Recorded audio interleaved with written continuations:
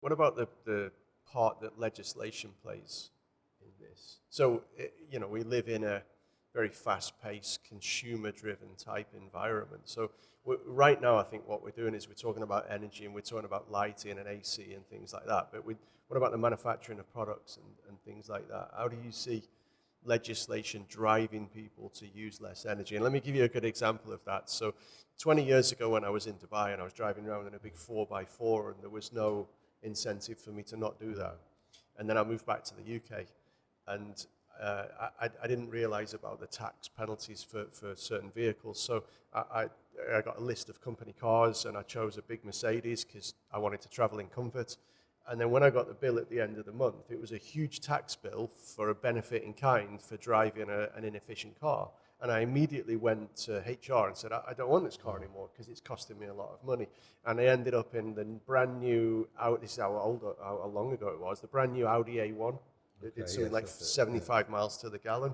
And that was because of legislation was driving me towards using less energy. Now that was in my motor car. And again, it was a smaller car, so it used less energy to produce rather than a great big 4x4. So when we talk about energy use, it's not just, as individuals, it's not just AC and lighting, it's also about our regular behavior. Yes, correct, 100%. Again, this is what we say, it is the responsibility on the individuals. If you look, for example, on the government, the past year and a half, a lot of measures have been taken from them. Those greenhouses, for example, the green transportation, which is on, trams, the metro. Like, I mean, again, if the individual themselves, they will not come to this level of education, of taking the responsibility and actions from their side, I mean, this will never contribute on the bigger picture which the government are aiming to. We've seen a lot of actions happening in the past year, I mean, here. The green transportations, by the way government, which we are focusing on, the farming, which we are doing, the greens.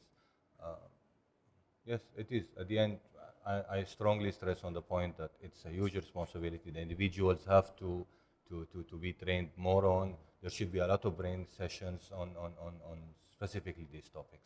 It's definitely not only lights and ACs. It comes to transportation. It is a lifestyle, which you could be educated to live it day by day. It's just basically, I think, when you're selling something, you've got to keep repeating the sales message. But this is a sales message, and it should be that everybody participates in that, and everybody tries to understand the reason why it's coming out. And at some point, everybody's got to knuckle down and say, yes, we have to contribute. They've got to say, yeah, we need more fuel-efficient cars. We need to not have wasted journeys if possible, and just to look at the whole issue of that. How can I improve my carbon footprint and to make it less and less, basically? I think not so many people spend a lot of time thinking about that. That's exactly it. Yeah, exactly, and I think legislation is for me, legislation is the driver, even though I'm kind of shooting myself in the foot because I don't want to be taxed for journeys. I've got family that live in other countries, the UK, for example, and I want to go and visit them via airplane travel, sure. but I'm going to get penalised for that. So I think there's a level of responsibility, but I think also legislation, in my experience of I've worked in America, I've worked in Europe, and I've worked in the Middle East and the Far East, and in my experience, legislation drives change. Yeah.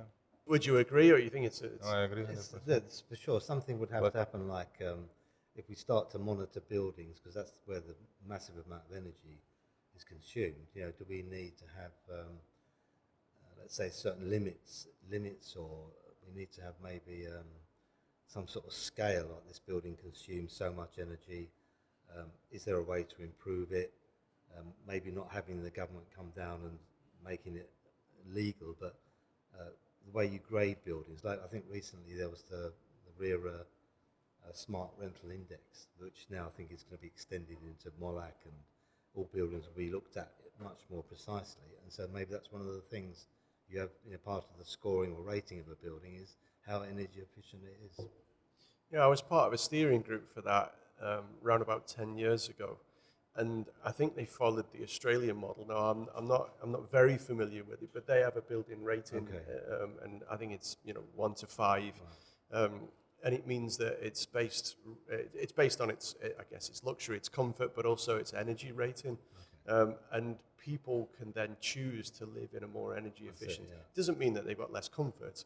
It just means that they're more energy efficient. And when you give people those options, I find that they generally take them. That's it, You know, if you for give sure. people two equal ways of traveling with equal comfort, they're generally going to choose the more energy efficient if they can. Similarly with living and other different choices as well. So what I'm seeing people now is taking responsible decisions in terms of consumerism.